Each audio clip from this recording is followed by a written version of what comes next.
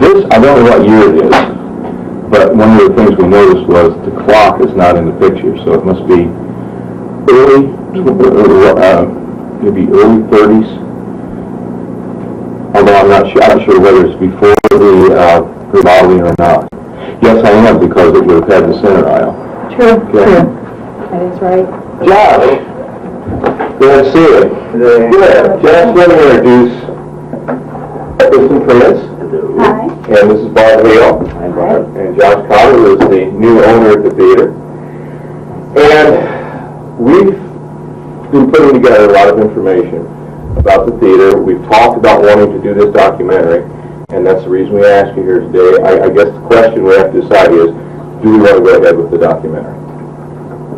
I don't see why not. I don't know if you've seen these pictures or not.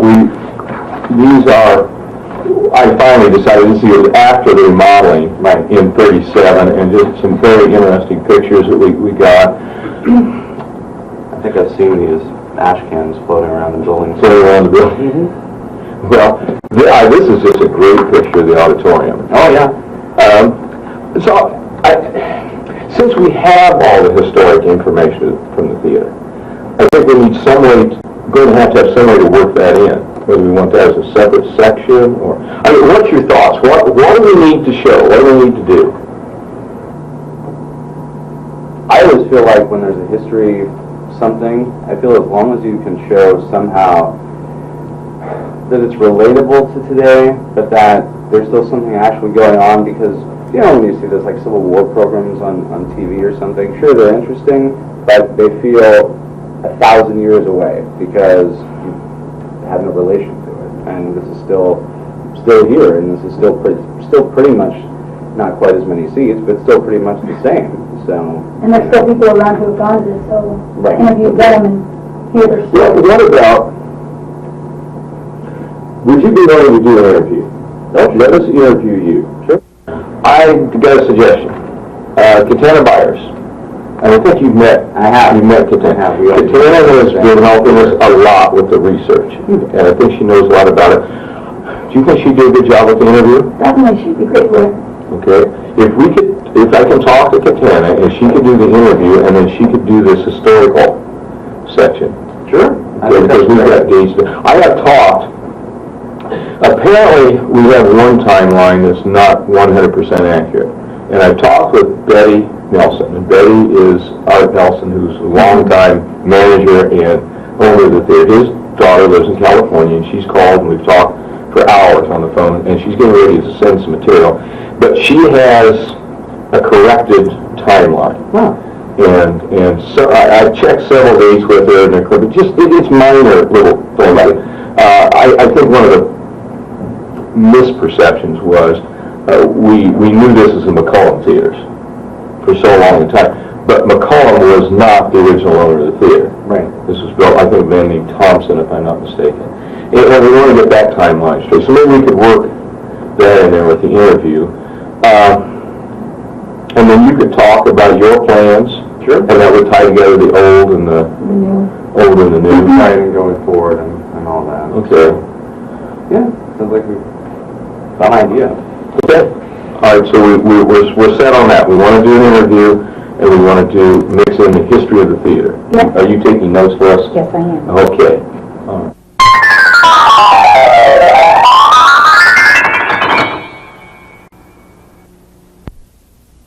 Hi, I'm Katana Byers, and I'm sitting on the stage of the Lorraine Theater with owner Josh Coughlin. So Josh, can you tell me a little bit about yourself? Well, I bought the theater last year, relocated here from California, Northern California.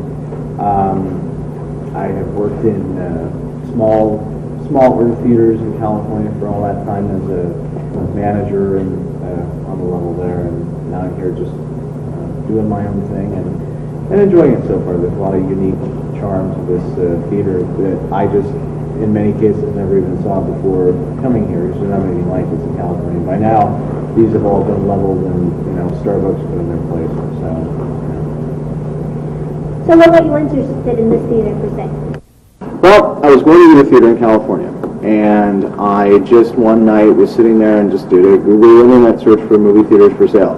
and found this one, and a few others, but I didn't want to move to Utah. So there were, so I looked at it, and money-wise and price-wise, for the same amount of money it took to buy this theater, which comes with, you know, house two, so there's two buildings and all the equipment and everything. I first looked at it from the cost point that I could actually buy here for what it would cost just to lease and own nothing in California. So then we came out and took a look. My friend Amber came with me, and we both worked for the same company out there. So we took our one day off together, and you know, deadheaded on the 5 a.m. flight. Came to town, slept, went home 9 a.m. the very next day, and thought it was great. So, can you talk some about the history of Lorraine? Well, everything that I know is all from, of course, hearing from people, because I've only been here for a year. The theater was built in 1922, and it originally had just one center aisle, and it was, of course, for silent films because sound hadn't come on yet. There was a sound organ, from what I read online, installed in I think about 1934, though that might be off by a couple of years. That's what used to be in what looks like the sort of opera boxes in the theater right now, the pipes for that. In 1937, it was remodeled to Art Deco when Art Deco was new, and they made it's pretty much still today what it was then, save the you know, wear and tear over the years. I know there used to be two theaters in town. There used to be a Princess Theater down Main Street also. I think that one closed sometime around the 60s or 70s permanently. But so far the theaters remained, and you know, historically, every time you see a Main Street shot, clock towers and things that are long since not there. But the theater is pretty much in every single one of them, and that's one nice constant that hasn't changed very much in the last 90 some odd years. It was the Roaring 20s, the Jazz Age. Gas sold for about 25 cents per gallon. Stock prices were going up, and so were women's hemlines. Prohibition was the law of the land, and the Supreme Court had just ruled on the legality of a woman's right to vote.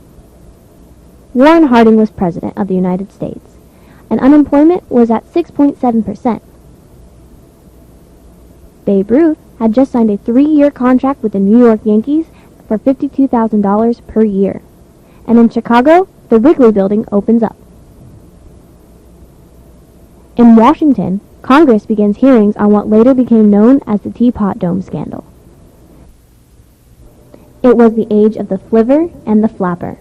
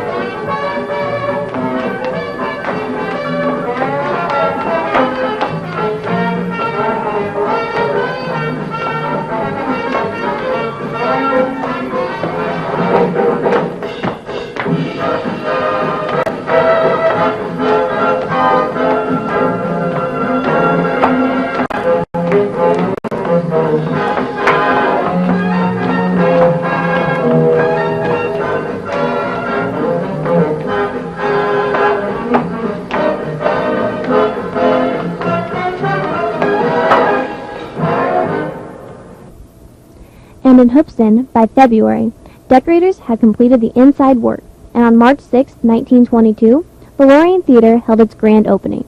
The theater was leased out to the Polka Brothers from Geneva, Illinois.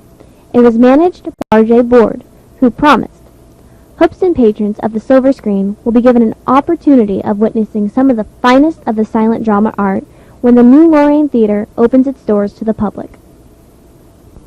The cost of the new Lorraine Theater, when completely appointed, was $100,000. The two multi-graph motion picture machines were $750 each. Draperies from the Strauss & Lewis Company, of beautiful texture and simple richness that will excite many comments among attendants at the show house, are in their place. The building had a wooden floor, a center aisle, and stadium seating. Wall fans were used to cool the building. The building was on the site occupied by the home of Mrs. Harriet Hunter Crouch Vaness. When Mrs. Vaness died in 1920, the house was sold and moved across the street to the east.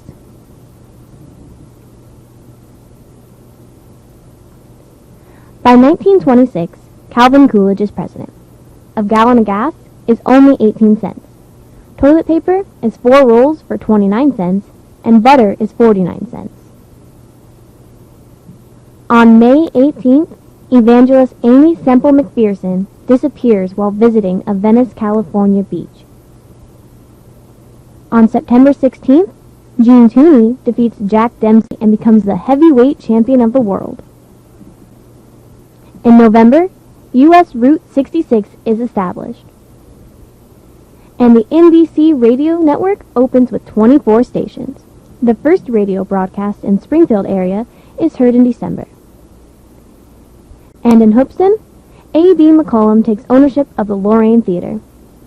In 1926, a young man by the name of A.J. Nelson becomes McCollum's assistant. In 1930, he becomes a theater manager.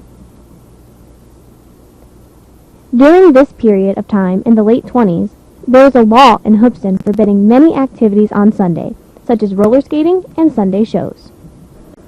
Mac decided to challenge the law. His thought was that the young people had nothing to do except go to Danville to the movies there. Why not let them stay in town? They could attend their church activities and later go to the movies. There were many opposed, but Mac persisted and one week decided to open on Sunday. He had several of us go around town, handing out notices to the public that there would be a movie shown that night. A large crowd turned out, even some who had opposed Sunday movies. The result was that Mac was arrested for breaking the law. Eventually, though, the law was abandoned, and Sunday movies drew tremendous crowds. Lois McCullum Gould, daughter of A.B. McCullum. When I was in high school, my girlfriend's beau had a Model T Ford, which started with a crank.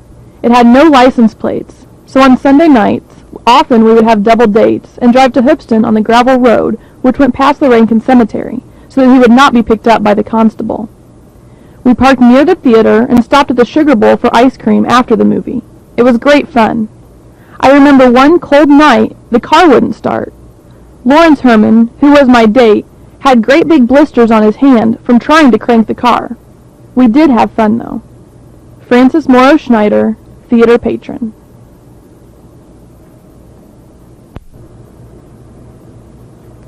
My father, Arthur Nelson, was manager of the Lorraine in 1930.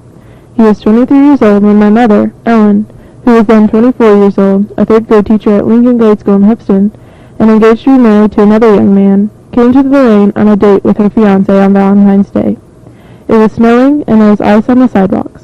When the movie went out, my father opened an outside door for my mother and her fiancé, and told my mother, "Be careful, the walks are slippery." She looked into my father's blue eyes. Her fiancé took her back to where she was living, and at the door she turned to face him, took off her engagement ring, and handed it to him. She told him, "I have to break our engagement. I just met the man I'm going to marry." Less than 4 months later, on June 5th, 1930, Arthur and Ellen Nelson eloped. Betty J. Nelson, daughter of Arthur Nelson.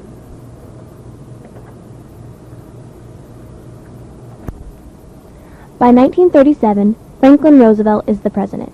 The country is in the middle of a Great Depression. Gas was selling for 10 cents a gallon. You could rent a house for $24 a month.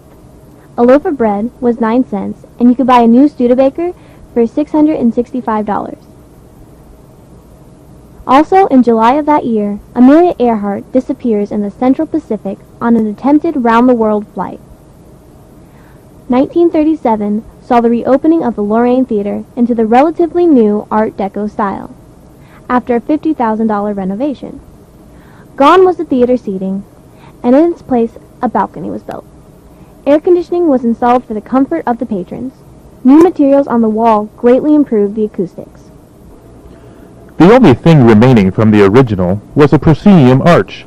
The sides of the arch were removed in the early 1950s when CinemaScope was installed. They needed greater stage width for the widescreen. One time, probably late 40s, Art Nelson was talking to my dad about attending an exhibitors conference in Chicago, where we had a chance to meet Irving Berlin. Bill James, projectionist. The lobby was also extensively remodeled, including a concession area and the addition of a mural painted by A.J. Clisson. I was there when they painted the mural. I remember the man that painted it. I can't remember his name, but he was definitely an artistic type of person. I don't think we didn't have popcorn and that kind of stuff at that point. On the outside, a new marquee was added. The marquee had 3,000 lights and 1,000 feet of wiring. Among the first movies was No No Nanette.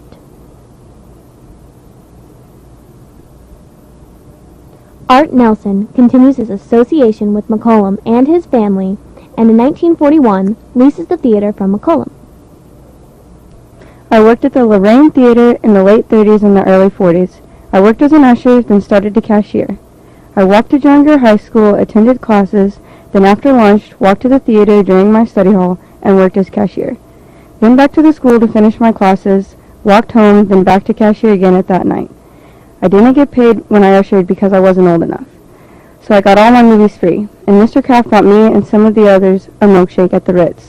When I started to cashier, I was paid a small amount, still walking to good old John Grier. Thelma Timmons Zorns. I was only 4 years old when the theater was built. I lived in Lincoln, but my mother's sister and family lived in Hoopeston. My cousin, Ralph Houghton, was fortunate enough to go to the movies every Saturday afternoon. On Sunday, he and his parents would come to our house, and he would enact all the movies and the short subjects he had seen on Saturday at the Lorraine. Once in a while, we were fortunate enough to be visiting and would get to go to see Tarzan and Tom Mix in a cowboy serial. It was wonderful when the talkies came. Fran Schneider. I was 8 or 9 years old when I would go to the Saturday afternoon movies. The tickets cost 15 cents. The Depression was on full blast. Many vaudeville acts were also on stage. I almost forgot. Glass dishes were given as prizes for attending. Today, they are collector's items. It was rumored that a beautiful silhouette of a nude young lady was painted on the walls of the men's restroom. I wonder. Florence Goodrum. In 1934, I appeared in a talent show at the Lorraine Theater. I remember at that time there were a lot of live stage shows with members of the WLS National Barn Dance radio program. Among the people who performed in Hoopeston were Gene Autry and Pat Buttram. Sarah Betty March Robertson, St. Joe, Illinois. Growing up on a farm east of Hoopeston, we would always go to town on Saturdays. As my folks shopped or did other things, my brother and I spent many hours in Lorraine Theater. My love of westerns came from that, I'm sure. There was always Gene Autry, Roy Rogers, and many others that we thrilled from. There I saw Lassie Come Home, Snow White and Seven Dwarfs. I was a hopeless romantic. I saw most of the movies ever made as I grew up. Then, in the summer after I graduated from John Grier High School, my future husband asked me for a date. Where did we go? To the Lorraine Theater. After we picked up his mother and sister to take them with us, I was a nervous wreck. Thankfully, we didn't have to sit together. Bonnie Longfellow Hickson. I will remember going there in the early 1940s along with my brother, Joseph. At that time, we lived on the Lehman Stock Farm just northwest of Hoopeston, where our father was a livestock herdsman. On Saturday afternoons, Joe and I would often ride our bicycle to town, he pedaling and I riding the bar. It was about a 2-mile trip, and that old Packard bike was good transportation to get to the Lorraine and sit in the balcony to watch the matinee. More often than not, there would be a serial with a cliffhanger, and we would certainly want to go back the next week to see how it all ended. Ken Hunter, Allerton, Illinois. I worked there in the late 40s and early 50s as a janitor on weekends. It was very busy back then. They had Buck Night on Wednesday and gave away money that increased every week by $1. It would get up to several hundred at times. A lot of people would continue coming when the money climbed. Maury Ziebert. I went to work at the Lorraine Theater in 1948, my freshman year at John Grier High, as an usher. The male ushers had to wear the maroon and black uniform. The girls wore dresses or shirts and blouses. Our job was, obviously, to show patrons to their seats, try to keep noisy or rowdy youngsters quiet, and urge some to keep their feet off the seats in front of them. As time passed, I also did the sign-ups for Job Night, which was Tuesday and Wednesday. The prizes started at $30 and added $30 a week if the name drawn was not registered that week. The pot limit was $500. Most people signed up before watching the movie. Some bought a ticket, signed up, and left. I also sold candy, no popcorn or pop then, and was a fill-in for the regular cashier. Usually, the movie changed 3 times a week, Sunday and Monday, then Tuesday and Wednesday, then Thursday, Friday, and Saturday, with matinees on Saturday and Sunday at 2 p.m. I worked there till my senior year and loved going to work in that beautiful theater. Marcia Jones Bain Miller. I remember going to Saturday afternoon movies at the Lorraine back in the mid to late 50s. At Easter time during an intermission, the theater manager would go up on the stage and draw ticket numbers for prizes donated by local merchants.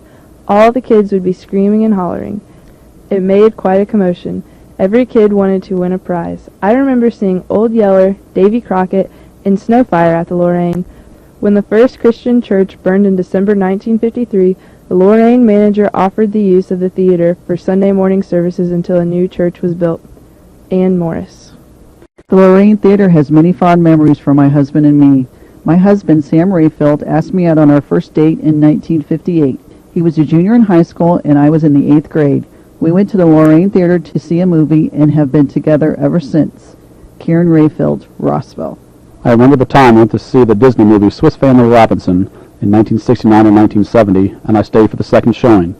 The opening shipwreck scene was awesome. I can still see an usher with flashlight in hand and my mom coming to pull me out of the movie. She had been waiting for me and wondered what had happened. I was so impressed by those tree houses in the movie that I must have talked about them incessantly. Later that year, when visiting my grandparents in Iowa, guess what my grandfather had built me and my cousin who annually flew from California to spend the summers? The most awesome tree house. We had so much fun spending the summers there. The Lorraine Theater is what keeps me coming back to Hoopeston. I have taken my 2 sons to see great movies there, and it always makes me feel at home. In this world of megaplex theaters, they cannot compete with the great memories of the Lorraine. James McCann, Champaign. My memories of the Lorraine Theater are my first kiss. I remember seeing The Sound of Music with my first, what I thought was a serious boyfriend. A friend and I double dated to Butch Cassidy and Dance Kid. I went to see Love Story with a boy, and I didn't want him to see me cry. When I was 12 or 13 years old, the theater was a hopping place on Friday and Saturday nights for us kids. Years later, my mother and I took our kids to see E.T. Sherilyn Huffman.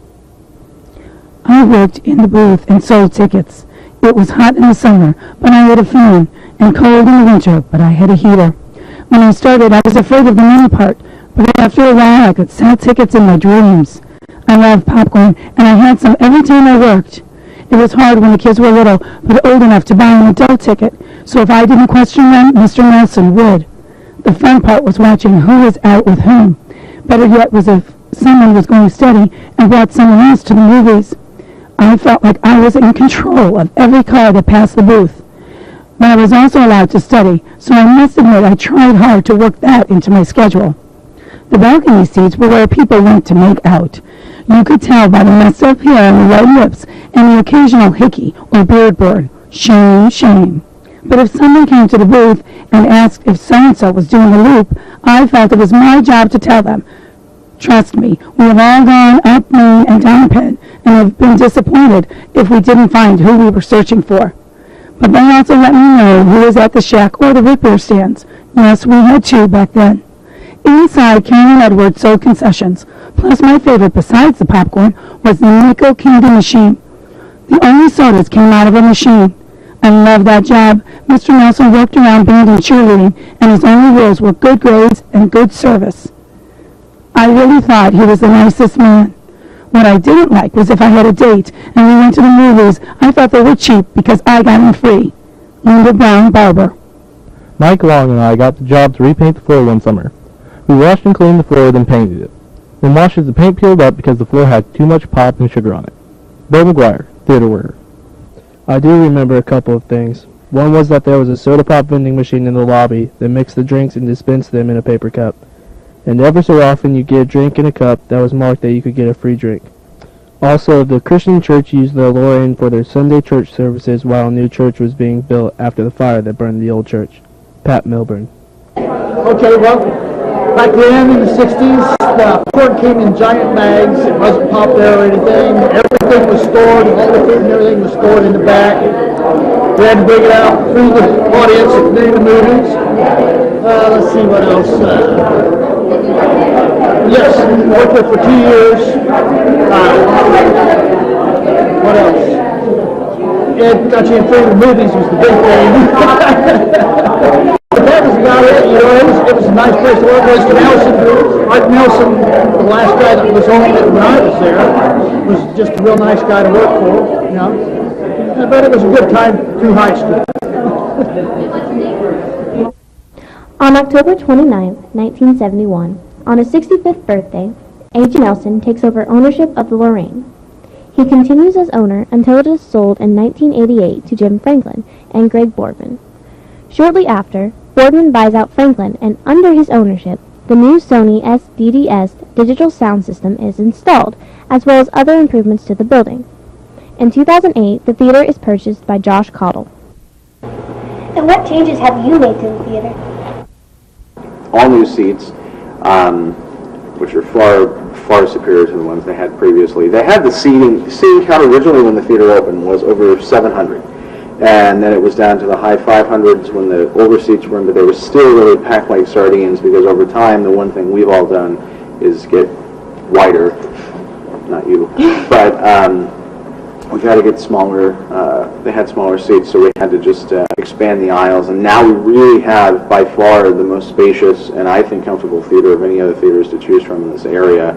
And that's really, in such a competitive business, you really need to have some little things like that that you can toss out there to give people a reason to try it out, because most people associate older theaters with old and poor presentation when in reality the sound's far superior here to the other places. The comfort is, the price is lower, so it gets people to actually check it out now. Okay, and how has the community shown their support for you? Well, I can only say, because I'm still meeting everybody in the community, I can only go by numbers, and the numbers are showing me in terms of ticket sales that that a lot more people were coming than were before. They also really did a very minimalist approach before. You know, they had one show Monday through Friday, then they had 2 shows on Saturday, Sunday, and they played all family films. Nothing wrong with family films, but we can't all just watch, you know, Disney all the time. Well, some of us can. But by the time I got here, the very first thing I heard from people, and mostly the teenagers in town, was we want to see some other kinds of movies. So we brought in horror films. They've done very well. The action sci-fi things have done very well too. But we've really been able to learn over the last year that we've been here, you know, what is going to do well and what is not going to do well. And you know, if we've got a week, instead of approaching it as, oh God, I've got to be open this week, and let's have 2 movies, we've had weeks where we've had 4 different movies just to try to get all the cross-sections of the community appealed to. We did Gone with the Wind in October, and that did very well. And at a time where everything seems to change and go away, it's nice there's some things that don't. So. And how does the theater help the community? I think the theater helps the community because it's one of the original shining stars left from when Hoopeston was such a booming town. It's a hard thing for people to hear, but they need to accept that due to many factors, you know, globalization and NAFTA and so on and so forth, Hoopeston is never again going to be the capital of you know, anything that it used to be. It still can be with some new things going forward. And now that we've come in, and I've done things slowly on purpose, I want them to see the new seats and see that we put our money where our mouth is before we do something really extreme, like 3D or something along those lines. But it's pretty much the angle there. And what are some of your plans for the future of this theater? Well, I'd like to, I'll just be honest, it's going to be tough. I'd like to, of course, keep the theater as it is, cleaner. We still have the great original Art Deco cork work. So our plans are to put in some nice drapes and therefore preserve the cork without actually having to take it out. We can do, that's why we brought in the, built out the stage, and we do performances here with our local art group. There's the, the Country Comedy Tour or something has been in contact with us to hopefully do a presentation here, and we're trying to make a performance here. We're trying to make the theater as multi-use as possible. I think that's the only way it's going to keep it going for the long term, because people have them. Everyone has a plasma TV now, so. You mentioned before about film festivals maybe coming to the theater? Yep, and that is something I absolutely want to do as soon as we actually have somewhere for them to sleep when they come to town. I'd like to do a local independent student films, independent filmmakers, anything and everything. I think we could do that during, a certain, even a weekend or an entire week or a couple of weeks in, maybe the fall every year. And I know, think about it, if you put this film or another film together and you can tell your friends and family that it's going to be on the big screen somewhere, you're going to have everybody come to actually see that and check it out on the big screen. I think you've worked in many theaters, but what makes this theater so unique? Well, I think it's hard when you first walk in, especially as most people, that's actually one thing I have to say. It's funny, most people show up later here, more late to a movie here than they did in California.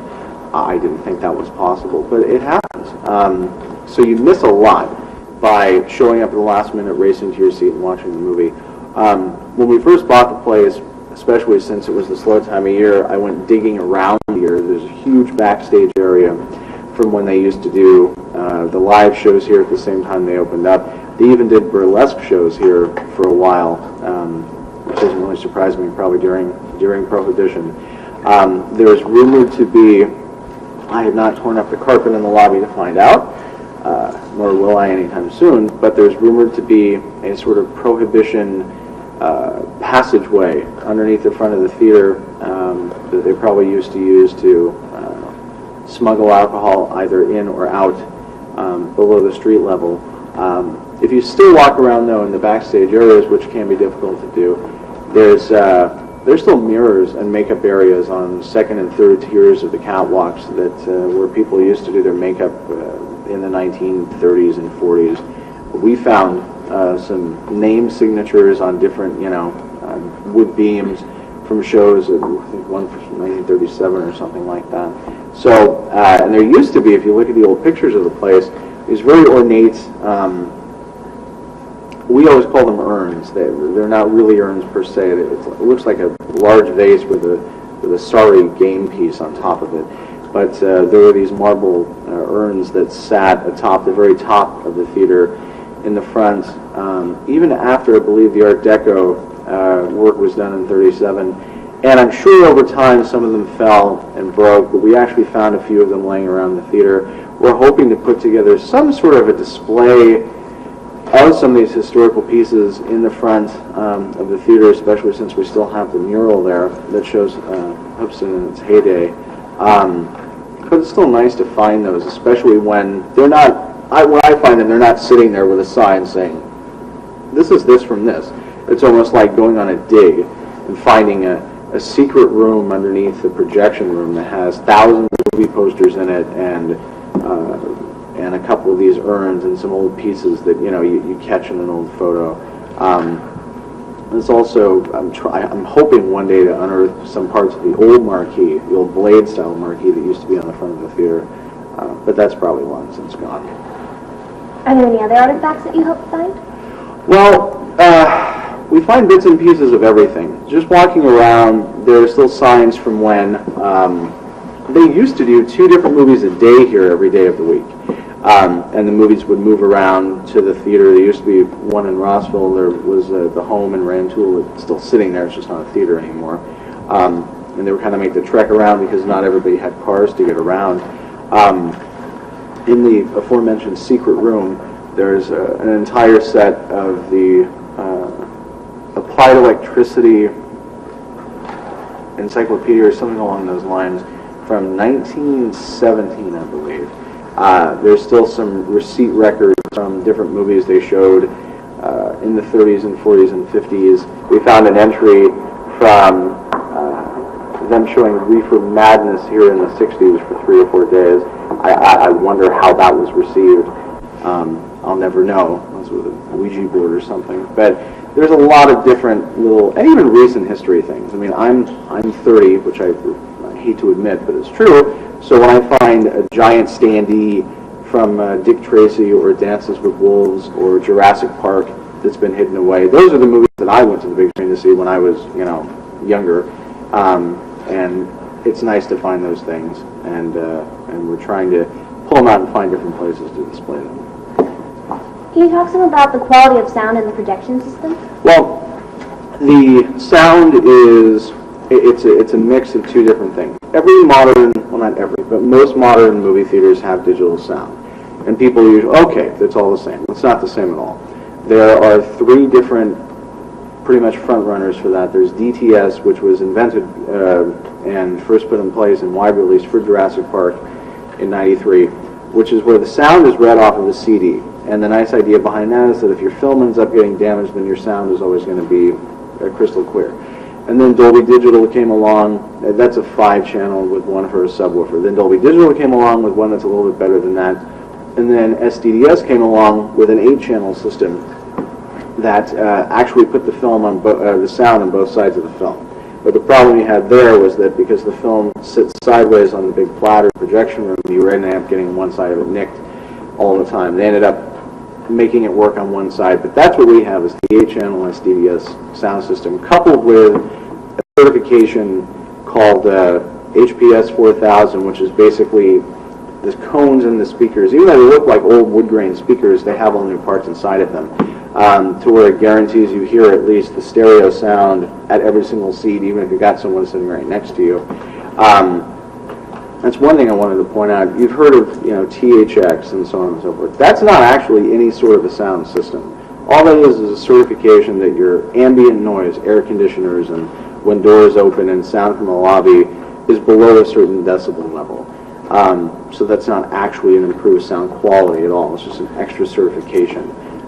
If you look around, though, comparatively, our nearest competition theater in Danville, according to their own website, only has stereo sound in all of their theaters. And that's one really nice thing here is that the theater's already renowned for having the high-quality sound. The projection, we have a very good modern projector. Every movie that's on film is pretty much shot out to a screen exactly the same way. It's platter through the projector, giant 2,000 to 4,000 watt lamp behind it. It just depends on the quality of the shutter you have. The one-screen theater I had in California had an image that was about as good as this one, but they had to use a 4,000 watt bulb. Here they only use a 2, so, and the image is still very, very good, so they must have a pretty good shutter system as part of the projector. So, so the presentation is, I think, exceeds, and it's biased of me to say, but I think exceeds all the competition pretty much. So we have behind us one of the largest screens in the area, am I correct? It's the largest movie screen in the county. I haven't gone over and inspected any, it's kind of hard to do. I'd like to go measure your screens. It doesn't really fly all that well, but it is definitely the largest one in the county. It's going to be getting bigger because we will have the 3D Technicolor has released a new system that's able to put the 3D image on a thicker sort of a cellular film. So we're not going to have to, movie theaters are not going to have to buy all of those digital projectors that they began doing. It's a really important thing that Technicolor has done this because what it was doing was basically closing up all of the small theaters across the country because your basic entry-level digital projector is $100,000. And that we could put in, but we'd have to make our ticket prices here, $11 instead of $12 at Champaign, and we're at $6.50 right now. So the screen will be getting a little bit bigger, but also a lot clearer. We have to put in a what they call a silver screen that has some silver shavings, or I think it's a shaving coating that's over the screen to get the perfect 3D image, and we'll have that capability here early next year. And I'm looking forward to that. It's going to be, again, like I said earlier, we have to introduce these things slowly, because I don't want, there's so much history and so many people like the theater. I don't want to immediately walk in and start changing everything. Even if you know and I know that it's a change for the best, people are not always going to interpret it that way. It's going to mean higher ticket prices. It's $12 right now for 3D in Champaign. We might have to do $9, but it's still going to be a lot cheaper than that. But every time you use that, there's a $2,000 per run cost you have to pay the people that make the lens just to be able to show the film. But it's something we have to do to keep the theater, you know, state of the art and relevant for the future. And out in the lobby, there's this mural behind the snack counter. Can you talk some about that? All I generally know, and again, so much of what I've heard is hearsay, because there's so few records of things here, because of all the changes in ownership over the years. I believe that was painted and commissioned and painted in 1937, I believe, by Axel Clausen, who I think oversaw the Art Deco work. I would like to find somewhere else. I'm looking hopefully in the theater. I really want to find some place to put it to preserve it for the future, because it being 7 feet from the popcorn popper means it's had 70 years of popcorn oil that's been blowing all over it. It's got a hole on one end that was there when I bought the place, that I'm pretty sure was probably someone just tilting a broom back, and then the broom handle went through the edge of it. And it's really a nice historic presentation of how Hoopeston used to be in the best way possible. And I'd like to find a place to, I think the theater's a great place to have that, but we're trying to find somewhere else in the building to put it where it can be enjoyed, but it can also be preserved for the future. It's been a little bit of a challenge, but we'll find a way. And you mentioned before about the silent movies. What do you know about when they were shown here? Well, that's why the organ was installed. Every silent movie had an accompanying organist that would have to basically, you hear the soundtracks in the movies today, well, they used to send out, you know, the sheet music to your organist who would play the music along, because there was no sound whatsoever. And that's how the silent product worked. I have yet to see in a theater a silent film. I have been in a couple of theaters that have restored organs that play. We don't have the pipes here anymore, so we couldn't do an easy restoration. But that was the standard pretty much until, in most cases, I think the late 20s and early 30s. And then when you got to the late 30s, you actually had the true beginnings of color film coupled with sound. So that was the theater, and the theater has grown and adapted with the changing technologies over time. Well, Josh, thank you so much for your time today. I'm sure we've all learned a lot about the theater. Anytime. Thanks for coming down, and hopefully see you soon. Well, okay, we know we want an interview. What else do we need to show? Well, I was thinking, what about having a tour of the theater, and then we could all go, and I could even see behind the scenes where I didn't used to be able to see that, and I was always in the auditorium or the concession stand, the lobby. Do that. There's a couple areas that are probably not good to do that, just for decay over the years, but no, it's probably 95% of the place we can still get through. So. Maybe the projection area. That? The backstage area. I think it's a perfect idea. Well, would you like to help with that? Definitely, I would love to help with that. It's low print. You know, just be prepared. Maybe we could get Katana and you both to do that. Okay. I mean, she's interested in this, and I know you're really interested in film. Yeah, Have you been through any of the areas before? No, I've just been in the lobby and in the concession area, that's about it, and the balcony, so I would love to. I'm anxious to see it myself. There are lots of nooks and crannies all over the place. So.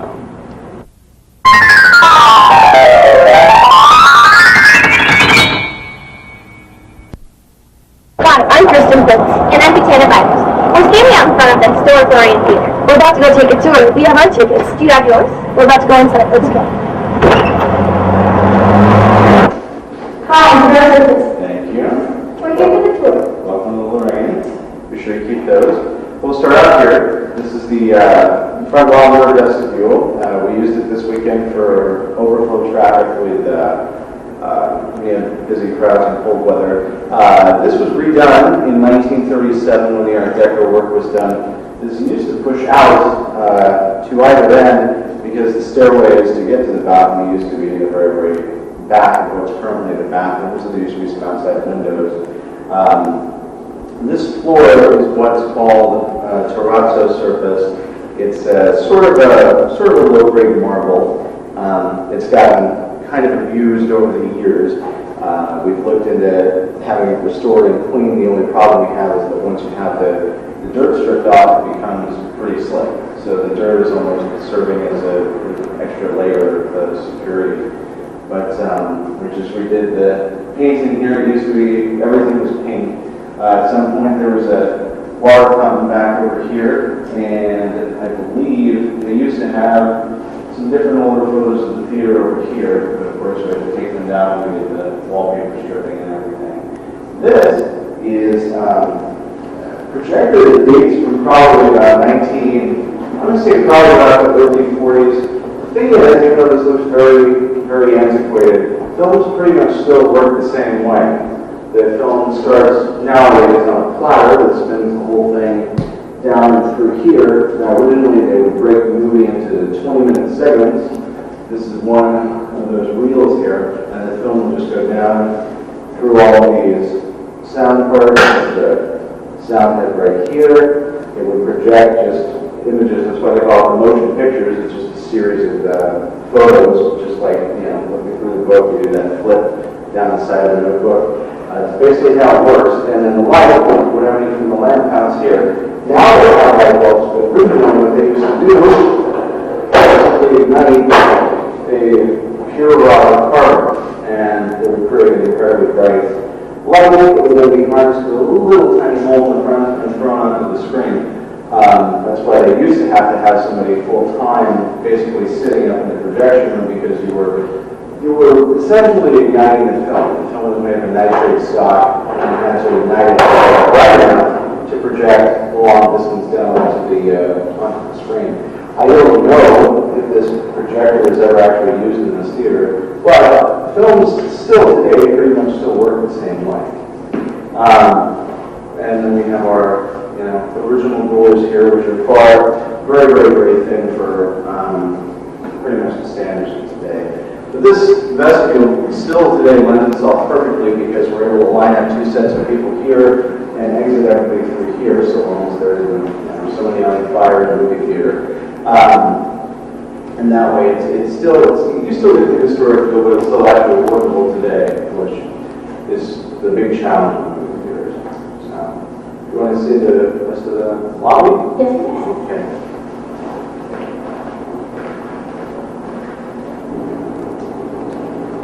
This is our primary lobby. We typically now sell the tickets right here so that we, A, can be efficient with staff, but also B, we don't have to make people stand up in line outside and then line up again once they come right inside. Most everything in this lobby has remained pretty much the same design-wise, structurally-wise, since about 37. There used to be a lot more ornate decor in here. We have, of course, our Clark Gable photo reading Margaret Mitchell's Gone with the Wind, which was a pretty attractive piece when we played Gone with the Wind in October.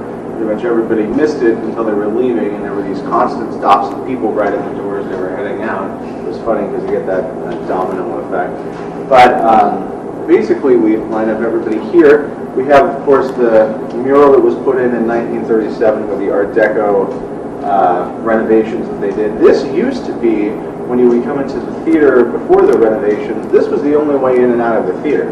The two entries that we use primarily now were added on later, but there used to be just one central line until they rebuilt in 37, because, of course, in 22 there weren't, popcorns and sodas and, all the different confections that we have today. These fans are not original. They're probably about 15 or 20 years old. And this wallpaper was put on sometime in the 80s. This behind us, of course, is the stair to the balcony.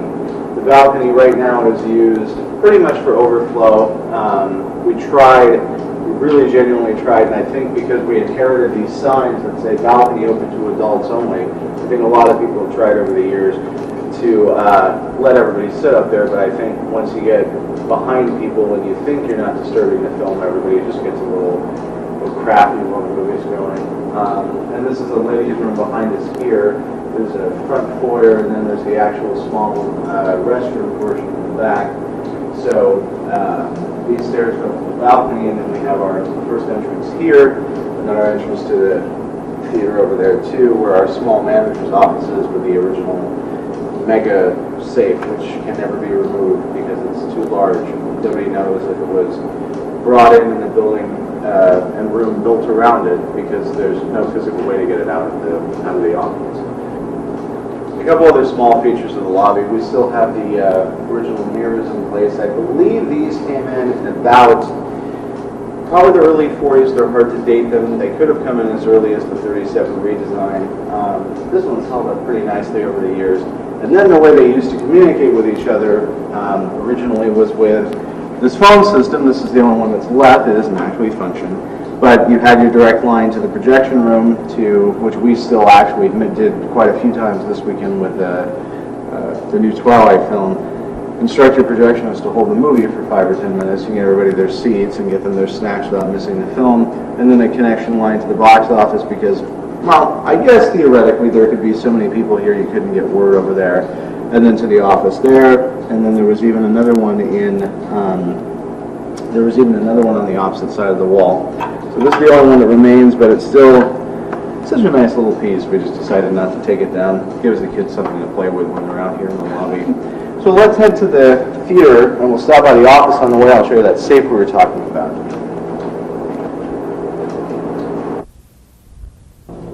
And this is the manager's office. And this is a plaque of the original Bugs Bunny.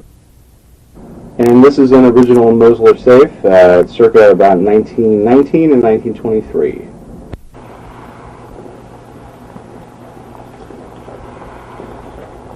So these are for movies, usually sort of too close seating, but now that we're doing live stage events here, it's sort of a preferred seating. We put these new seats in last year. The original capacity when the theater opened in the 20s, I'm told, was about in the mid-700s. And then when the original seats were later reupholstered, those were the original seats that were here before, from 1937 anyway. Until last year, they were spread out a little bit more, and the capacity was taken down to 500.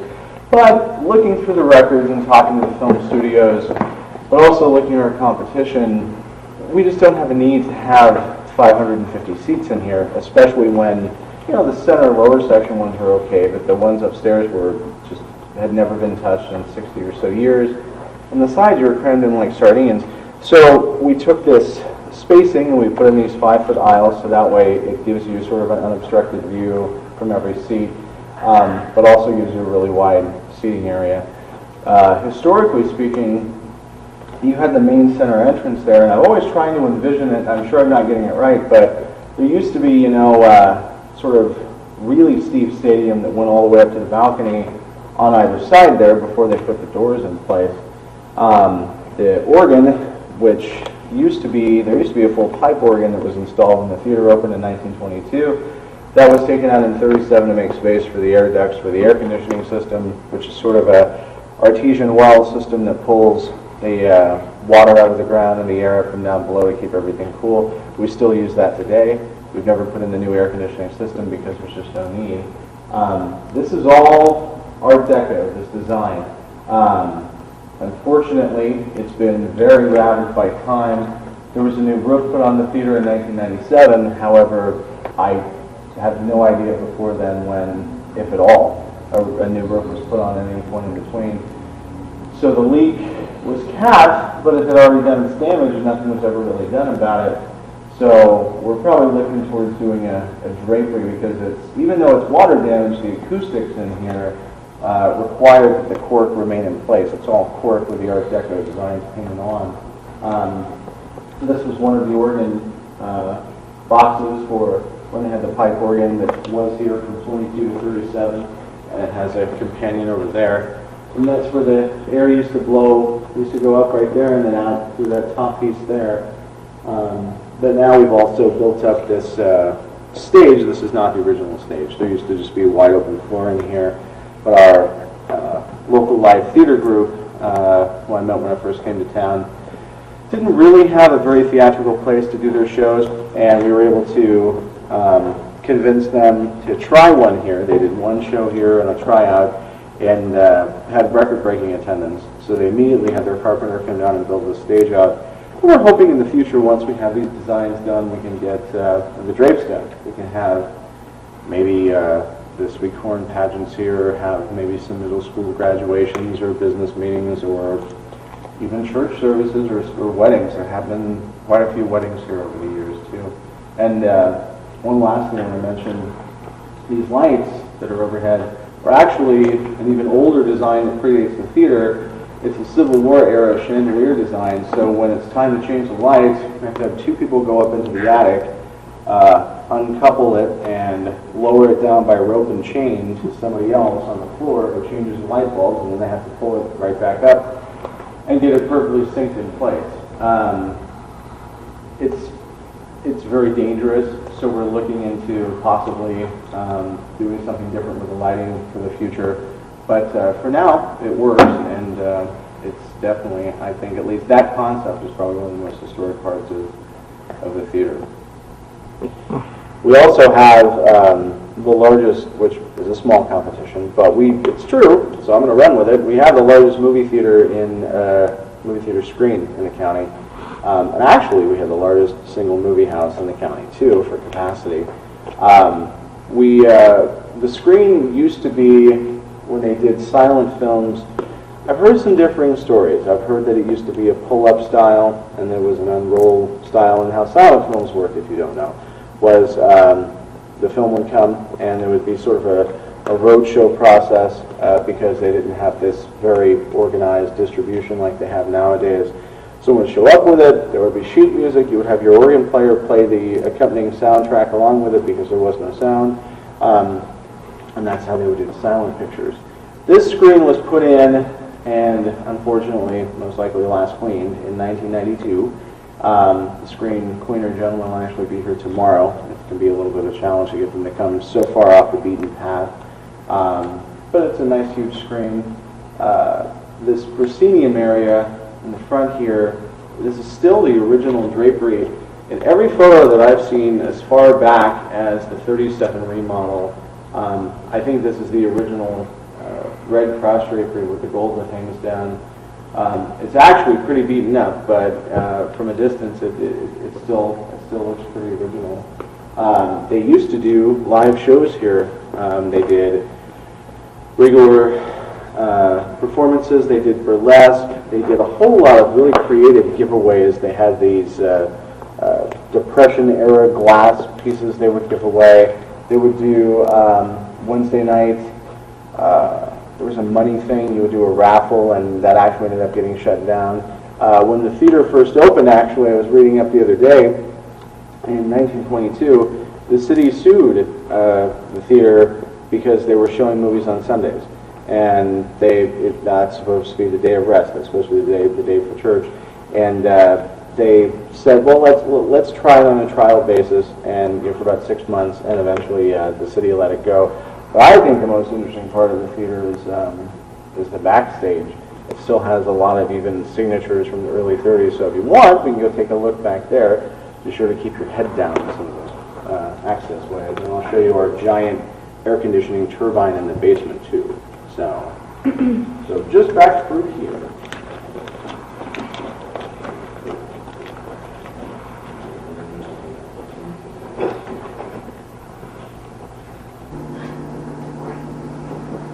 So this is the backstage area.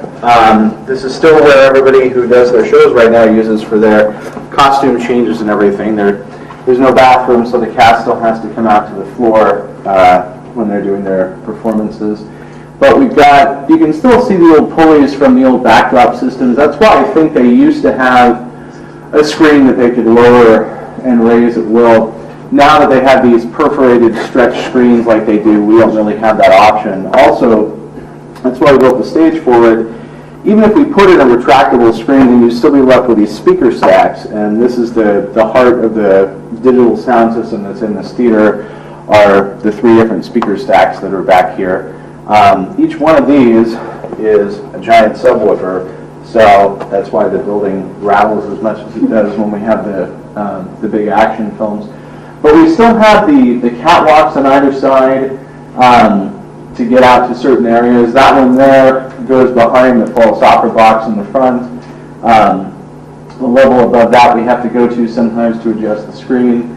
And the level above that, the floor is just very deteriorated, so we don't even go up there. I don't know what the history is behind this noose.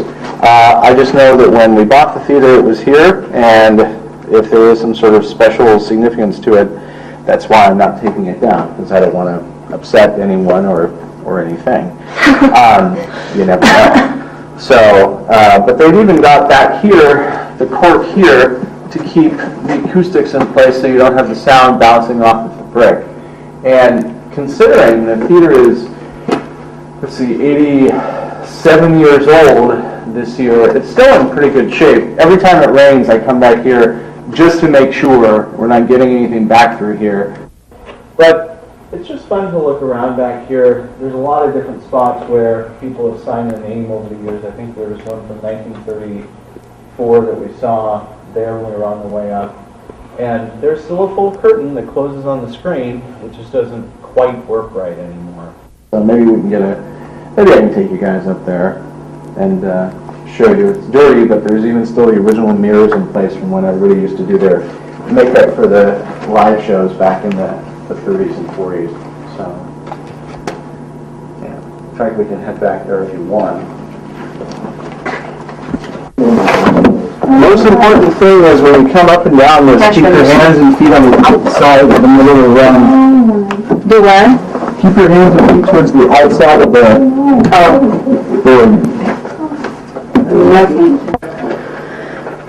Okay. This is the first landing on the west side of the backstage. This still is an original mirror here from where everybody used to do makeup. I think this was a makeup table. On the other side where there's no access, we still have the access here. So we're really just up behind, watch your step, the sort of false opera boxes. You can see even out down onto the floor from here.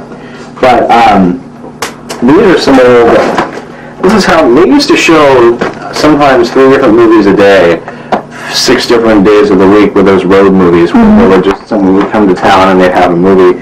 So they had different postings that they would put up for every single, couple days of the week because they just changed it out that often. There were so many people who wanted to go to the movies then, and also at, 35 cents a piece, couldn't beat it. This is an old actual projector right here. Kind of like when I showed you in the lobby that the film just goes through, and it's really bunged up so I can't get it open. But that, even all the way up there, is not the roof of the theater. That's another level where there's something, but I'm too chicken to get up there. There's a sign here from, there's no year, I'll have to look it up, but a movie called Racing Blood, on the screen in color, when color was a big thing. And this was one of the signs, I guess they had some people that were either in the movie or some local folk band, Cousin Emmy and her kinfolks with the N backwards. So, but this is another neat little high-end place. We might use the art for back, have to build the backdrops right now and paint them. They're looking towards putting like a little projector.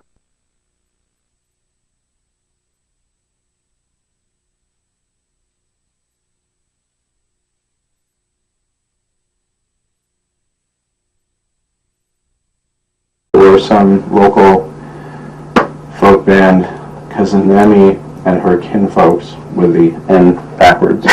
So, but this is another neat little high-end place. We might use the art group for back. You have to build the backdrops right now and paint them.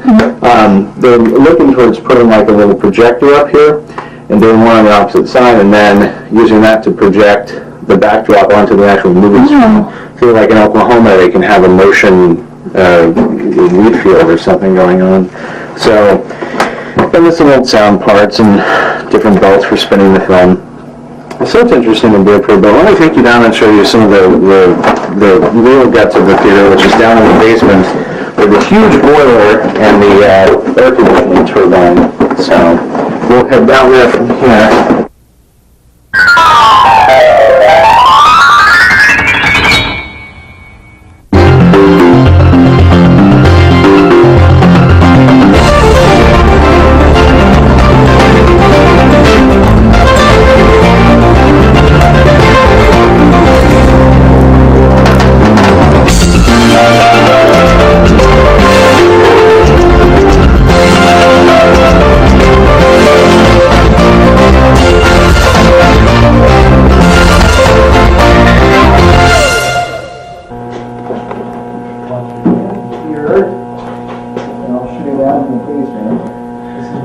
Giant old iron blast doors. Because in the event that the boiler, watch your steps a little left. In the event the old boiler, which is this big guy over here, was to explode, and the fireball started shooting out, this theoretically would stop the fireball from, incinerating all of the actors and actresses backstage. This door, which now leads to nothing but underground, is how they actually got it in the place. That used to be how they would get the parts in and out for working on it. And we don't use this boiler anymore, but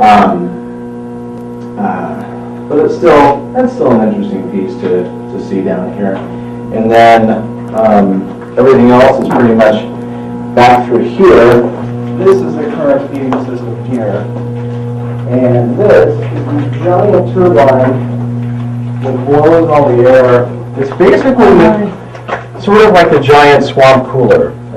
We pull all the water into this holding tank from the underground well, cap these lines when we do that, and then it provides a cool, crisp air that pulls it all out from here, up, out of those opera boxes and into the rest of the theater. It's an amazing system. I mean, there is no real temperature control per se, because it's not an air conditioner, so you're never going to crisp it down to like 50 degrees. But I think more importantly, it gives a nice breeze, but also it's a lot more expensive than having an actual air conditioning system, because then you have all those condensers and you have to put all that stuff outside and it makes the noise. But when this thing is going, there's a downdraft that almost like pulls you down that stairway that we came down when you're walking by. So this is truly the bowels of the theater. We're going to head to the balcony next, and I'll show you the regular balcony that we've done. We'll also show you the hidden room, which is below the floor of the projection room. And we'll head up there next. That is the back area. Oh, I should have shown it before. See these little caps here? This is the heating system. These are closed because nobody sits up here, but the open ones, this is where the heat gets into all the rest of the theater, and there's a little bit of an intake for here. Did you turn the light on? So this is the new balcony. The reason I say that is because we just built an entirely new balcony on top of the old balcony. You guys probably remember there used to be very, very, very narrow seats. And I think with the best of intentions for legroom, he took out every other previous owner, 2 owners ago, took out every other row of seats. And now, we really don't, even when we have the balcony open on certain days, people just don't really utilize it. Of course, the distance from the screen, it makes the picture seem smaller, and I understand that. But this is the new balcony. Now, we're on our way up to the projection room I wanted to show you, because there's the regular projection room, but then there's the room below that has a lot of the historical artifacts from this place, including the old marble sort of urn pieces that used to be on the front of the building.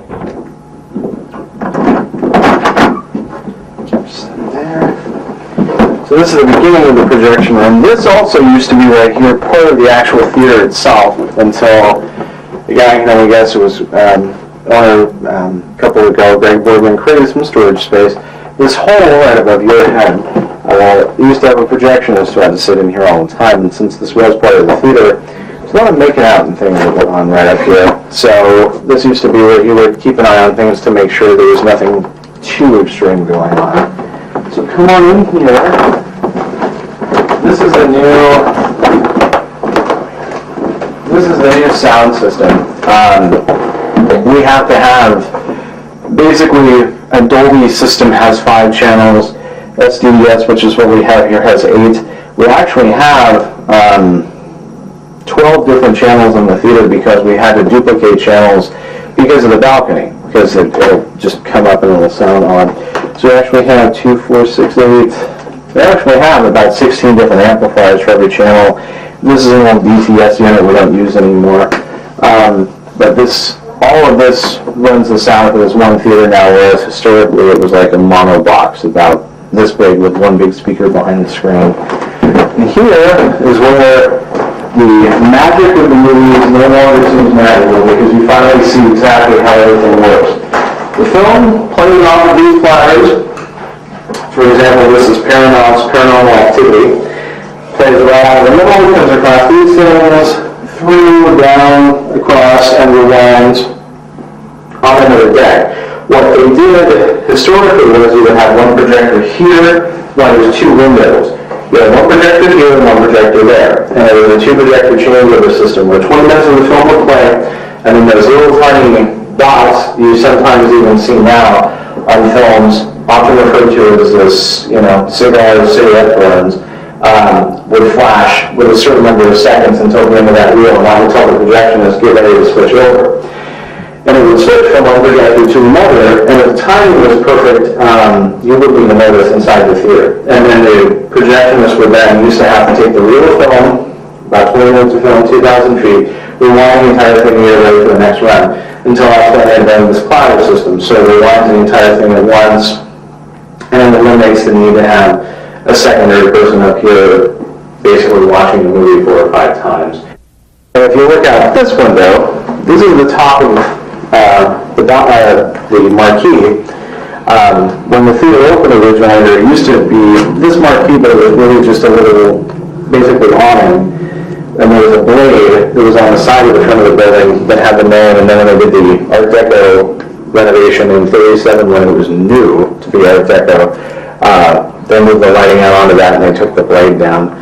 So it's hard, it's very rare nowadays to actually find some natural light in a projection room, so this is the only spot where it is.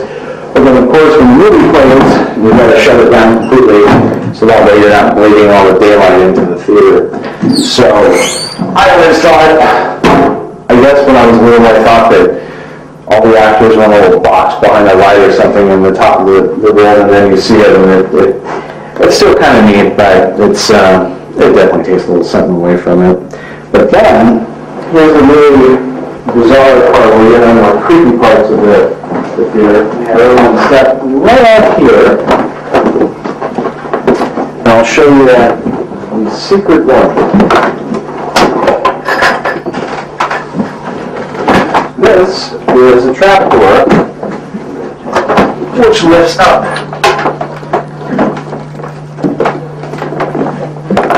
And down below is where a lot of old things have been stored and hidden over the years. There's a latch somewhere that I always forget. There it is. So this won't crash down on your head.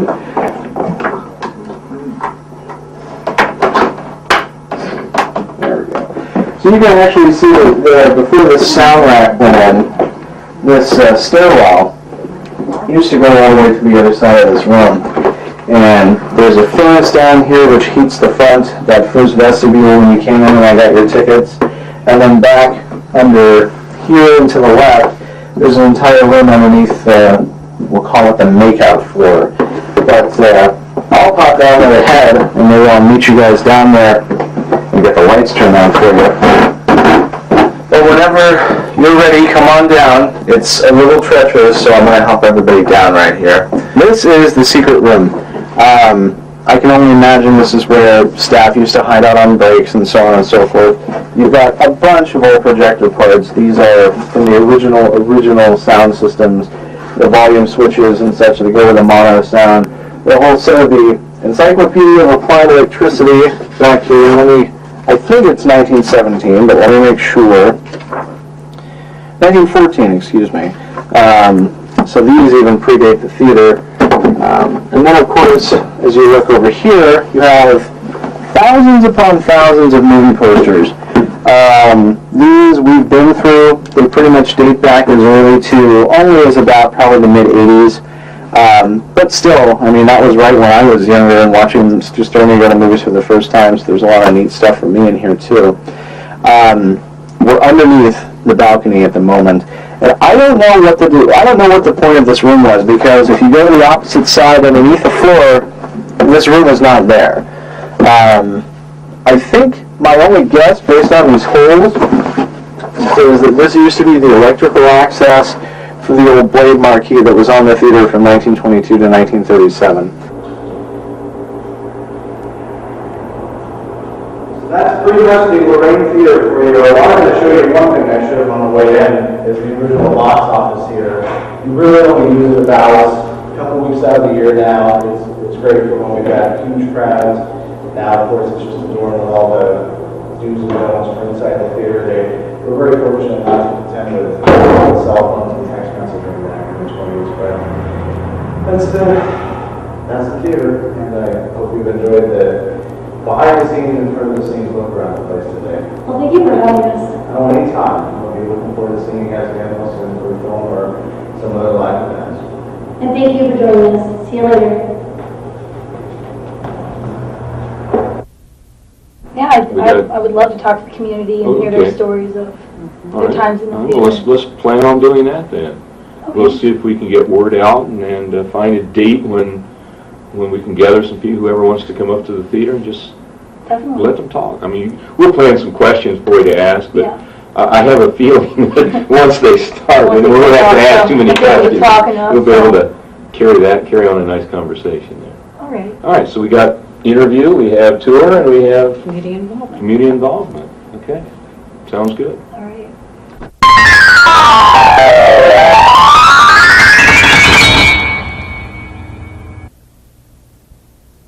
Hi, my name is Kristen Prince, and welcome back to the Lorraine Theater.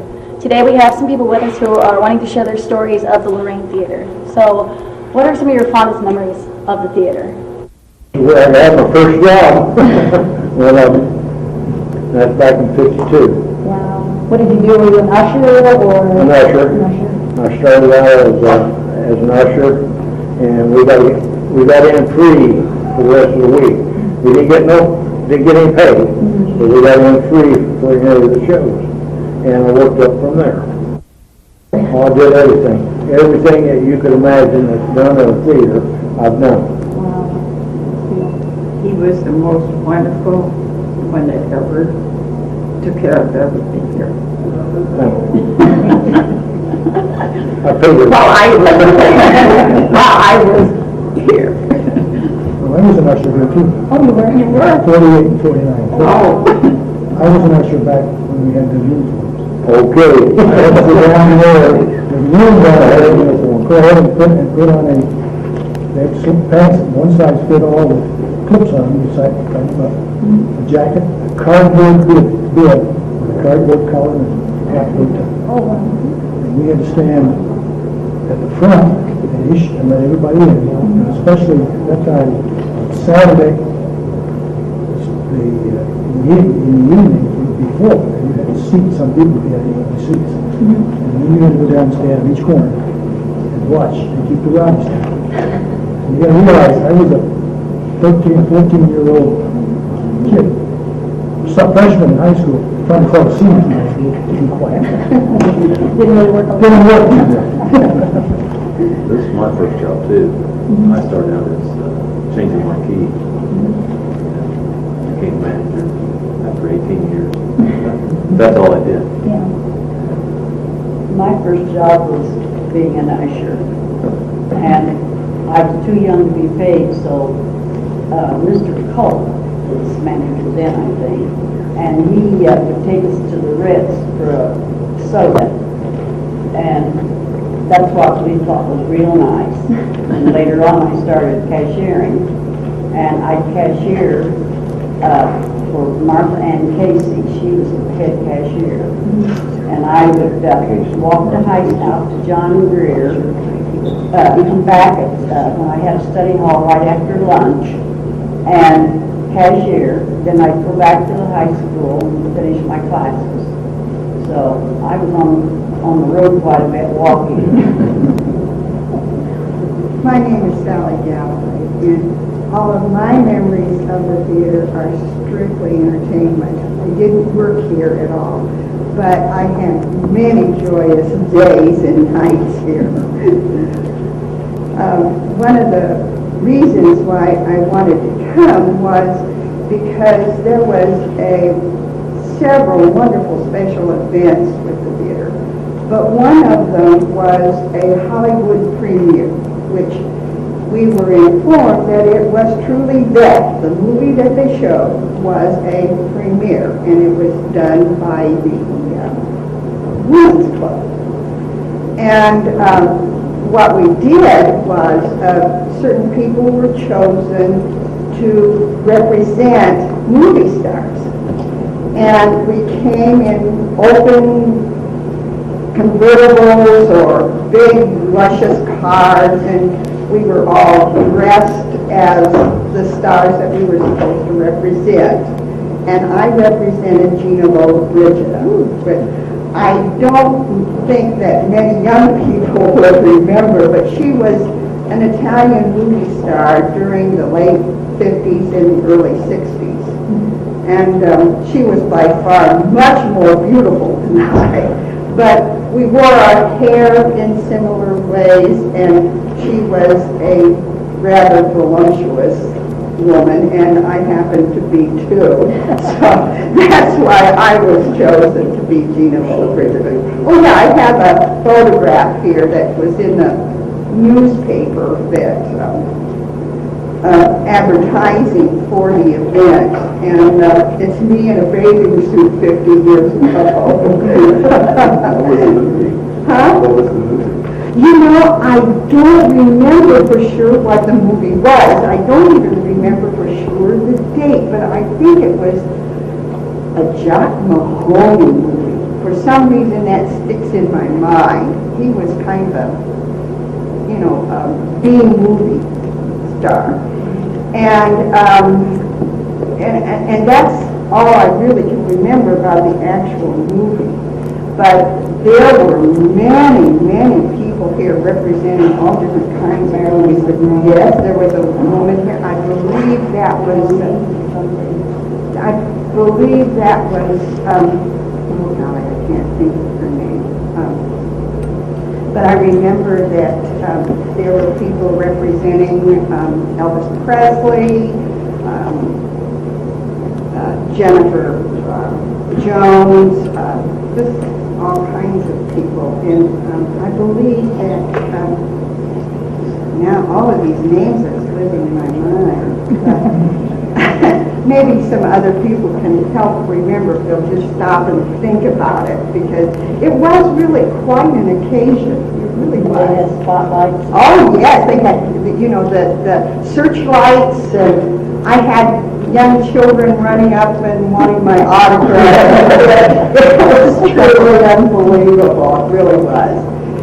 But that was probably one of the most memorable times.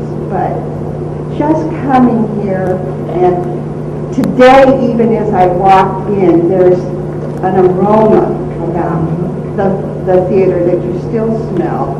And there was a candy machine that was against the wall, and you could get a box of candy for a nickel.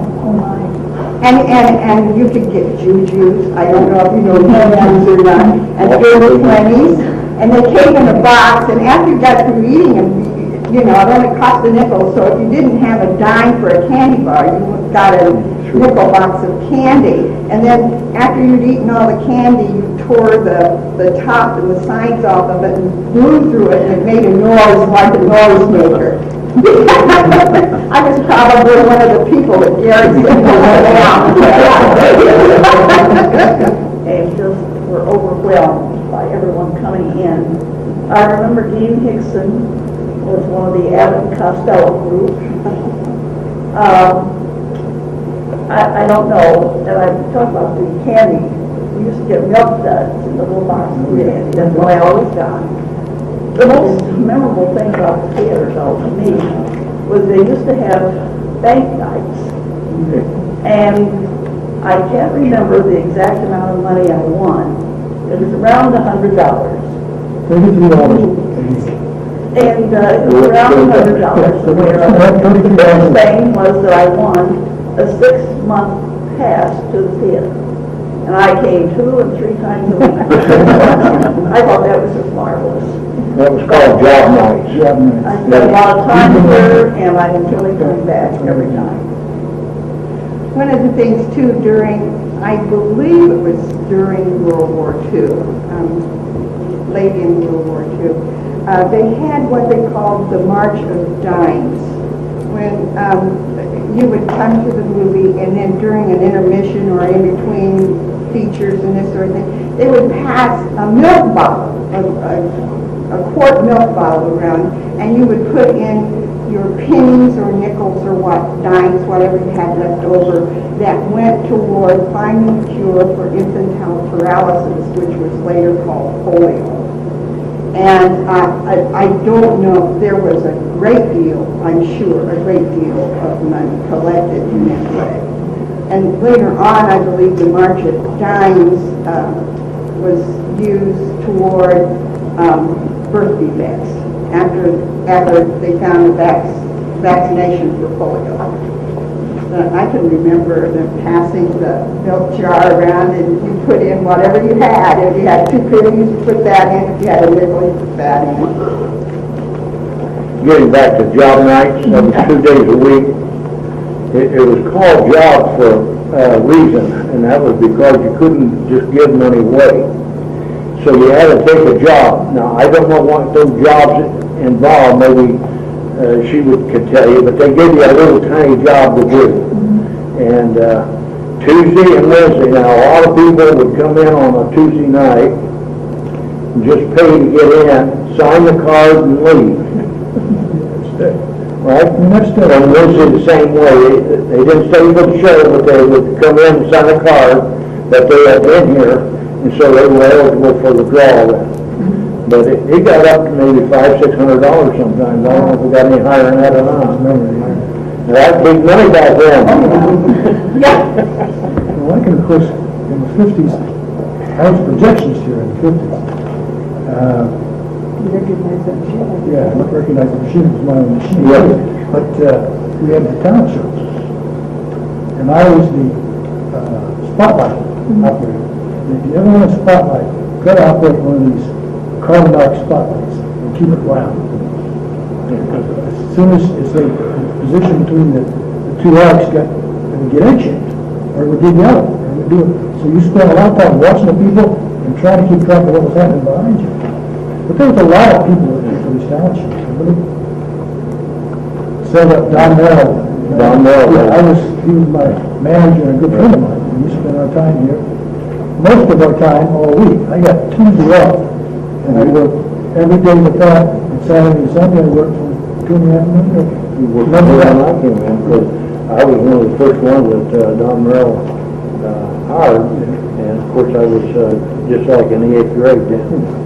But another thing about the projections, if you watching these old movies on TV now, you'll see a big spot over here on come up, then you'll see another spot come up. That's how the projectors had to switch back and forth to get it in so you wouldn't miss anything. It looked like it was all on. I asked I can't remember Coon about how he figured out how to switch. I didn't know. I've been here for I don't know how many years then. He showed me that black dot. I see it all the time now. You put it on TV on the old movies. Oh, yeah, I see it. Yeah. And the other thing is, when I was projections, I had my son was born, and I would be up there shooting the film, and Norm was watching the movie, and Mark was in a box. So I would have been there because they were really off in the projection booth, and he was in there in a cardboard box in his little bed. Do you remember Franklin Seaman? He was a projectionist here. Right. Well, my father was a projectionist here. He was working in Fairbury when A.D. McCullough acquired the theater. They sent him here. And he was here for when Gone with the Whispers came out. Well, when it was re-released in the 60s, 30 years later, he had no memory of the film. No matter, of course, it was going on in front of him. I don't know how many times, how many days a week. The only scene he could remember was when she's holding up the carrots, as God is my witness, we'll let her start again. Of course, the reason he remembered that scene was whatever he was doing, whether sleeping or leaving, that was the one that told him they were getting ready for intermission. And so he needed to get ready to do whatever all was needed. What's your name? I'm Scott Pittman. My dad was Bob Pittman. Okay. I thought maybe Tom Bradley came over in February too. And he ended up at the FMC, but he did work here and he worked over there. There was a whole chain of theaters. And that's another thing. You go on a date, you get your pass in, go over there, take your girlfriend over there, then cost anything to get in. For one. My first recollection of the theater was, I was very, very young, and my grandparents would bring us here for a Saturday matinee. My uncle, he was 3 years older than me, Jack Abbott. My name is Norma Holland, I'm sorry, Norma Abbott Holland. That's my first memory of the theater. And then when I got older and we lived in East Lynn, I spent my high school years in this theater. I mean, this was the place to go, right up there in that document. We had school sections. East Lynn was here and Rankin was there, and you never crossed over. And then my second experience here was these talent shows that he was talking about. We won a talent show here. I sang in the Harmonettes, and it was Joyce Johnson and Mary Beggs and myself. And we were big time. I didn't know you were doing the spotlight that. But that was an experience I'll never forget. And one that I'll ever forget was my two girlfriends and I skipped school to come over to the theater because there was going to be a group of FFA guys here meeting. So we thought, we don't want to be in school. So we came over here, and man, you're in this theater, and we're sitting here, and we're just checking everything out. And I went back, and there was a teacher from the school. So needless to say, the next day the principal, Mr. Fields, had a job for me to do for the rest of the week after school. That I remember also. I remember meeting a lot of girls up there on the balcony. I don't know if you remember, but up there, there's an opening. You look out the side on the side that you just to check it out. My uncle, Dick Abbott, was a projectionist too. My name is Tom Galloway. I'm a little bit younger than these folks. First of all, I'd like to say that about this theater, when you would come in, when I was a little kid, I didn't really notice it much. The lids decorated. And now I lived in Houston, Texas for 29 years. You walk into a theater and it just doesn't have the heart or soul that this place has. It doesn't even come close. Some of the things that I saw here when I was young was Star Wars and movies like that had a major impact on the motion industry. But the thing that I'll never ever forget as long as I live was when I was 7 years old and I came in here and the place was packed with every teenager from around the area. And it was for the Beatles' Hard Day's Night movie. And they were yelling and screaming or, chatting amongst each other. The moment you heard the first chord for Hard Day's Night, it goes boom, the place erupted. The girls screamed and cried. And it was the Oh, you know, it's as close to the Beatles as they were ever going to get. But I don't think I'll ever forget that moment, ever. I won't either, because as his mother, I brought him to the Well, I recall coming up with the baby at the bottom of here and watching the Ten Commandments. For the whole lives. I mean, we knew the Ten Commandments by heart and everything, as far as Hollywood was concerned. Well, I saw Tom Lennon and the Cowboys 7 times. Well, that was the wonderful thing about coming here, is that during the times we were all coming, on Sunday the movie ran continually. So you could come and if you came in the middle of a movie, it didn't matter because you could just stay over and see it again. Or you could sit through it 3 times if you wanted to. And there have been times when I have done exactly that. But always, you know, before television, the theater was such a social place. This is where you came not only for entertainment, but you came here just to see who was out and about, and just everything centered around the theater. And most of the time in high school, if you had a date, you wound up going to the movies and then maybe going for a Coke afterward, or milkshake or something. And that was your date. The fact that God, the Ritz. Oh, the Ritz. I could go to the Ritz, a girlfriend and I could go to the Ritz. We could have a grilled cheese and a chocolate milkshake for 50 cents because they were 25 cents each, and then go to the movie, which was 50 cents. And so we had all the entertainment and food and everything else we needed for $1. Not these days.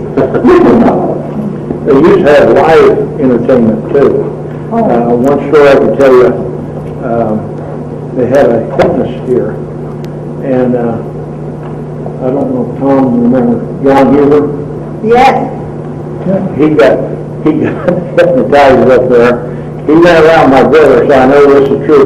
They told him post-fitness that he would later on would remember seeing a flying saucer and somebody getting out of it. That's when, and I guess to this day, I don't know for a fact, he still thinks that's true. He saw a flying saucer out there, but I mean, that was funny. Local people up there acting crazy. Right. I remember that too, and it was amazing. Yeah, oh yeah. Because they gave them post-hypnotic suggestions, I think. And so it might be you act like a chicken if you hear the word such and such and so and so. And one of the friends I had was hypnotized, and if you said that word, he would. It's unbelievable. I was telling my girlfriend, Elaine Johnson, then, that she lives in Georgia, about what you're doing, but she was really, she wished she could be here, but she did send me an email. And I can either give it to you or I'll share it with you now, whichever you want. You want to share it if you want. Okay, she said, I think we, the Harmonettes, won the song Harbor Lights. I'll look it up. She says, 2 things I remember most about the Lorraine Theater was the Little Miss Sunbeam contest, and one time they had a hypnotist, and the people were on the stage stuffing napkins in their pockets as fast as they could, thinking it was money.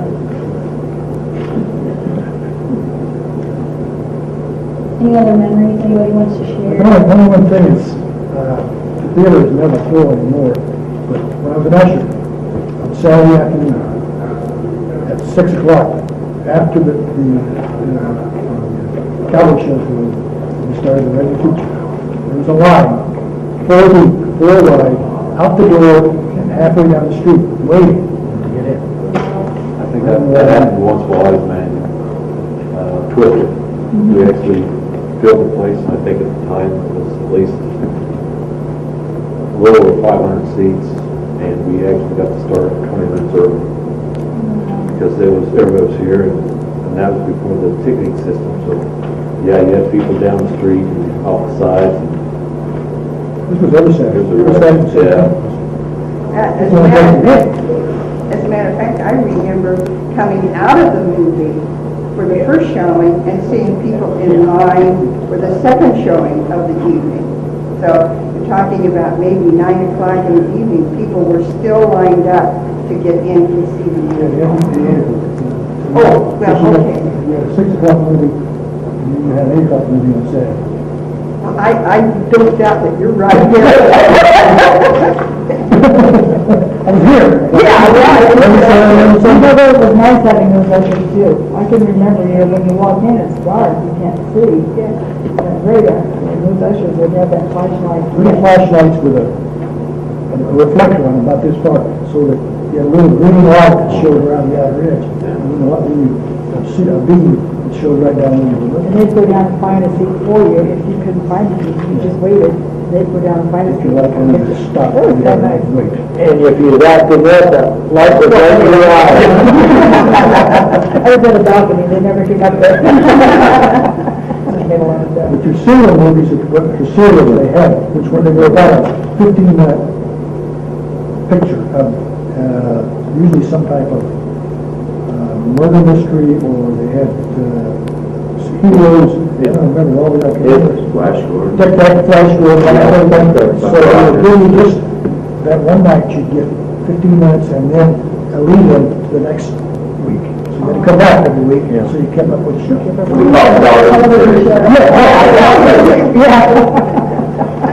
They used to have a newsreel. You get the newsreel. You get the newsreel and cartridge. The problems were as projections, because you had to cut the newsreels, the comedies, the cartoons, and the previews. And every time the show changed, I had changed the preview strip. Add the new one, cut the old one off, put the new one on. And sometimes you can change the rolls or reels of film in probably 3 or 4 minutes. But you'd like to have maybe 7 or 8. So you got time to do that and get set up to change it. Because you're going to have to hand turn from previews, from the cartoons, from the newsreel. Whereas you've got a large 15, 20, 25-minute reel for all the movies. Did you get a newsreel every week? Was it a weekly thing? No, I got a new every time the movie changed, everything changed. Oh, got it, okay. So when it came in, they came in a can with all the reels in it. I had to take and hand run all those through with my fingers to make sure there weren't any broken spots on the film. Because if that happened, it would jam in the machine and it wouldn't work. So I go through every foot of film. Just run it, it was a power runner, I'd run it through and just hold it on my hand. And you could feel it with the broken spot. Stop, cut that out, splice it, so you didn't have one, and then let it go through. Just do the whole thing. And then set them up to run. Yeah. My mother was quite a movie buff. She knew all movie stars, their history, how many times they've been married. She came to the movies at least 2 or 3 times a week, every night. I mean, every week. Well, in other words, I'm trying to say they had what they call dish night. And as I recall, we were red glass dishes. And we had a multitude of those things. I mean, I couldn't believe it, but she just had to go to the movie 2 or 3 times a week. And I helped pass them out. Oh, you helped pass them out. I believe those are ruby red dishes, and they're very collectible today. Unfortunately, we got rid of them. Sure. I don't know if anybody knows it. These guys know it. Up in the balcony, you got a basement. And Mr. Nelson had me and a friend of mine over to doing some work in that basement up there. And we came across an old film up there. And my friend knew how to run the projectors. At that time, I didn't. And so we said, well, let's just see what's going on there. And we showed it, and it was Main Street, Hoopeston. Now, I don't know whatever's happened to it, but it was that old man that worked with Chevy Garage. He was in it. I can't even think of his name, but he was in it. And so we thought we really found something. So we told Mr. Nelson about it. He said, "Oh no, he showed it." He said, "That's a nice great film." Look, they were all burning the whole thing down. So I don't know if you got it in or what. but, we sure showed it, right up here. You knew one whole year after the church burned your clothes. I volunteered the theater on Sunday to have worship service for our church until our new church was built. And they talked about that so many times, but it was real nice. Really worked out nice. That was the First Christian Church. That's right. I remember, and I remember coming here to Sunday services. That's right. And that's very unusual that it was a very nice thing. Yeah. And it's talked about, and there's been write-ups about it too quite often. They brought me here in '92 when I started as manager. I put in new projection system, new sound system. And that's what drew a lot of people from out of town. And at one time, I don't know how he figured, but it was probably between 80 and 90% out of town people that were visiting the theater. That was the business. Where I go to school at, there's a lot of teachers. I'm in a film class right now, and he asked me where I live, and I said Hoopeston. He goes, oh, the Lorraine Theater. Everybody knows about it with the sound system now. Well, we was one of the first theaters that had 7-scope screens. Yeah. And then they went to widescreen. You had to come down here and move the boulders in and out. Oh, really? And then we had we had like three speakers back there in the back. Yeah, three back and back, but we didn't have any alongside, but we had at three. one time there was 5 back there. I know I spent about 30 years, the best part of my life here, and I enjoyed it very much.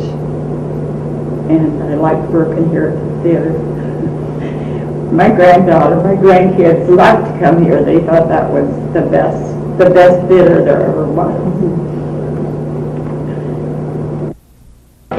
Well, listen, thank all of you for coming and meeting, and I think we all have some work to do. Yeah, we do. And Josh, we'll get in contact with you. We'll set some dates to do these things, and let's move forward with this and get it together.